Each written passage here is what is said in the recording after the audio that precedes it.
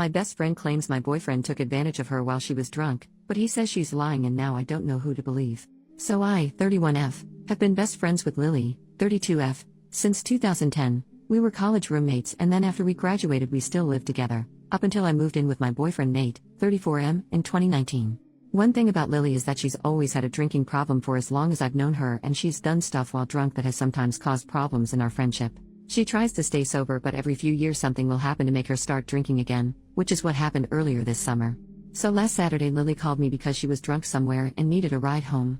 I couldn't go pick her up because I had the flu and I was on cold medicine, so Nate went to get her instead. A couple of days after that I started noticing that Nate was being weird with his phone. Normally he leaves it out on the coffee table if we're watching TV or whatever, but he started putting it face down so I couldn't see what notifications he was getting. My first thought was that he was trying to plan a surprise, and because of the timing I thought that maybe Lily was helping him.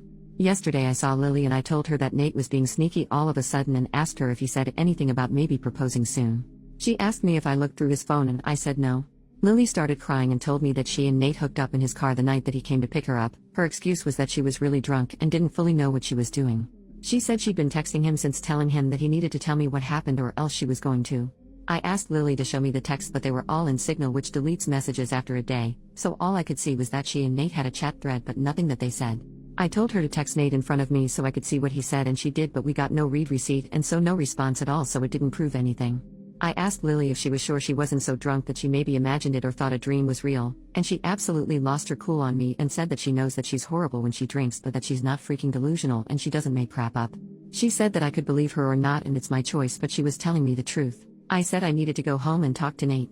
So when I got home I confronted Nate with what Lily had said, and he acted shocked and denied that anything like that had happened at all and said he didn't know why she'd think so or say so. He said that he had just given Lily a ride home and the only thing that happened was that they talked about how he and I had been together for a long time and how we should get married already. He admitted they were talking on Signal the next couple of days, but he said that it was about exactly what I thought, that he was asking her about engagement rings and what kind of proposal I would want. Nate replied to Lily's message from before asking her if she made up a story about them hooking up to not ruin the surprise about his proposal, and she texted him back that there was no proposal and to stop playing dumb. So then Nate called her pretending like I wasn't in the room and told her that she needed to stop whatever she was trying to do because we were on the verge of breaking up and he'd rather just have the surprise be ruined, but Lily just kept telling Nate to stop lying until he got angry and hung up on her. I really didn't know what to think and I still don't. Right now Nate is really upset and not really talking to me much. He says that it's bad enough that Lily acted insane and ruined his plan to propose, but it's even worse that I believed her lies even a little and would think that he would ever cheat on me. Lily texted me saying she was sorry, but otherwise I haven't talked to her either. I don't want to think that Nate would cheat on me or that he'd take advantage of Lily if she was that drunk, but I feel like I can't be 100% sure because I've known Lily for 13 years and I also just can't believe that she'd lie to me about something this important. And I know that she does have a drinking problem, so I can believe that she'd sleep with my boyfriend if she was drunk out of her head. She's done some pretty awful things in the past when she's been drunk. I don't want to wrongly accuse Nate of something he didn't do, but I don't want to be an idiot. Edit. I'm not sure what I expected coming here, but I think what I initially wanted was just a sounding board for who sounded more believable. But someone gave me the tip that you actually can recover messages from Signal, so when I have a chance later tonight, I'm going to try to do that to see if I can get some actual proof of what happened. But so far I haven't talked to anyone else about this though. I really just don't want to spread around what did or didn't happen to the rest of my friends or family without actually knowing for sure.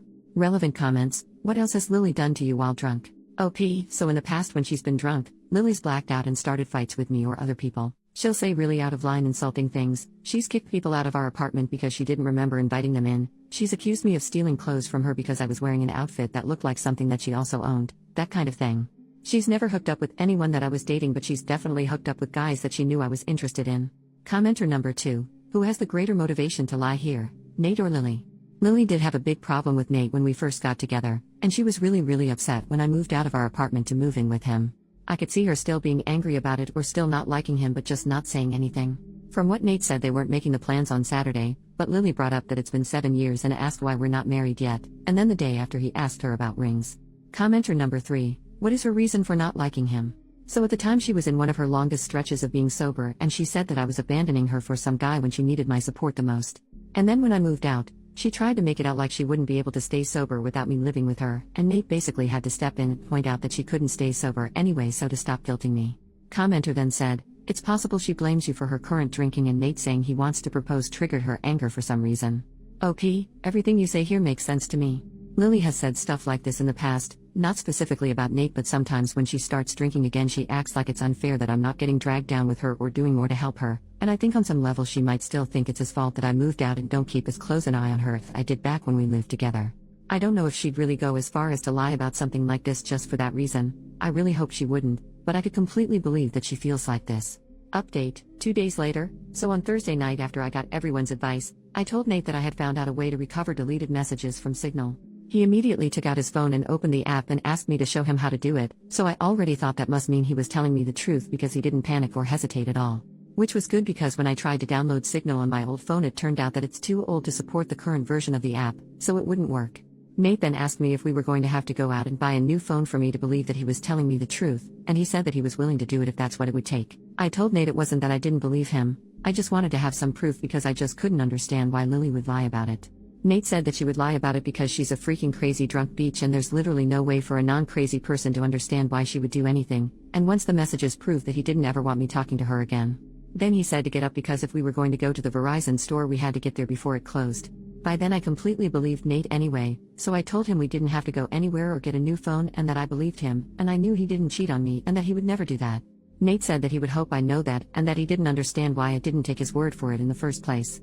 I started trying to explain why I didn't want to just immediately dismiss what Lily had said happened, but Nate said that he really couldn't listen to that right now. I said that was fair and agreed that I would cut Lily off, but that first I wanted to try to get her to admit that nothing happened. Nate said fine, but to call her with my phone on speaker because he thought he also deserved to hear her admit that she was lying. So I called Lily and I said the same thing to her that I said to Nate, that I figured out how to recover deleted messages on Signal. She asked me why I would need to do that, so that was when I knew for sure that she was definitely making it up and not just confused somehow. I said it was because I wanted to have proof of what she and Nate talked about. Lily asked me if I saw their messages, so I lied and said yes. After that Lily just went silent until finally I asked her if she was going to say anything. Then she asked me if that meant that we were engaged now. So then I really just lost it on her and screamed at her, asking her if she was serious and what the hell was wrong with her, and how could that possibly be all that she had to say. Lily started screaming back, telling me to calm down and about how obviously I never believed her anyway because it's not like we broke up over it. I was crying by that point and because of that I couldn't really say anything else, so then Nate told Lily to go screw herself and to never ever contact either one of us ever again and hung up on her. A minute later Lily sent me a completely unhinged text that I'm quoting here verbatim. "Courtney, you are supposed to be my friend for life. You are supposed to be there for me. You are supposed to be my person. But then you meet Nate and now you only care about Nate. Everything is about Nate. Tell me why Nate comes to pick me up when I call you? I called you, not your precious Nate. I only want you to see how messed up this is, but do you? No, of course you don't. Of course you choose Nate over me like you always do and like you always will. You pretend to care about me, but I can see you don't care. It is pathetic, Courtney. You are a pathetic woman who would choose a man over a friend. But since you can't say it yourself, I will. Since you have to have your sweet perfect little baby Nate do it for you, I will. Goodbye, Courtney. Is that what you want? Goodbye forever. I hope you freaking got what you freaking want."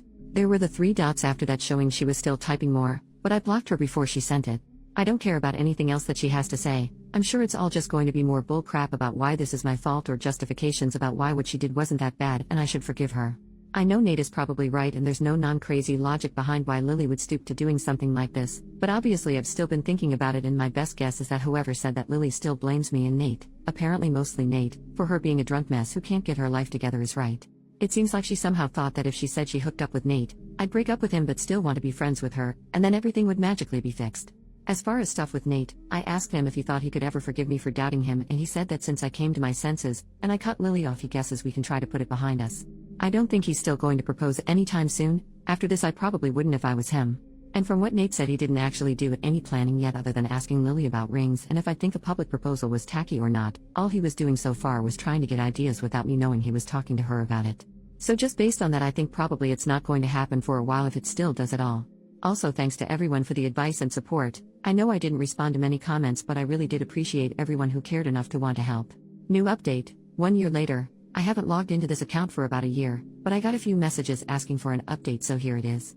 I'll keep it as short as I can. Unfortunately, I have nothing good to report. It turned out that whatever was going on with Lily that caused her to make false accusations about Nate was the beginning of some kind of a psychotic break. After I blocked her, she made a whole bunch of fake accounts and started sending me completely unhinged crap about how I ruined her life and threatening to get revenge on me and Nate. This went on for literally months, with her sending me dozens of messages a day. I found out from other friends that she was making multiple posts on Facebook every day that were semi-coherent rants about how much she hated me and how I was evil and ruined her life intentionally. I tried to talk to the police 2 different times to get a restraining order because I was afraid that Lily was going to show up at our apartment and attack me or Nate. I literally even got a front door camera because I was so scared that she was going to hurt us. The police said that because Lily wasn't threatening actual violence, she was just a nuisance and they couldn't do anything. They acted like I was an idiot because it isn't illegal to talk crap on Facebook, and they basically told me to just keep blocking her whenever she made a new account and eventually she'd get bored and move on. Then finally there was an incident where someone broke the windshield of Nate's car while he was parked at his work. I guess it could have just been a random act of vandalism because this wasn't the only car that got windows broken, but at the time I was 100% sure it was Lily, so I went to the police again. Eventually an officer went to talk to Lily, and she said she didn't touch Nate's car, and again I have no proof that she did. But after the police talked to her, Lily got put into a psych ward for a week because apparently her apartment was filthy and she was drunk out of her mind 24/7 and a danger to herself. I have not heard anything from Lily after she left the psych ward. I don't know if she was diagnosed with something or if she's medicated now or what. I found out that she moved in with her dad, who thank God lives in a different state. I look at her social media every so often to make sure she's not posting about me again and that she's nowhere around me. I haven't mentioned Nate much in this update, and that's because we're no longer together. He broke up with me after the windshield incident because he couldn't handle being constantly harassed by Lily, and to be honest I don't think he ever forgave me for not taking his side immediately when everything started. It really hurt, but I can't blame him. I tried to talk to him about fixing things between us after Lily was gone, but he just wasn't interested. And so that's that. Sorry it wasn't a super positive update, but life goes on, I guess.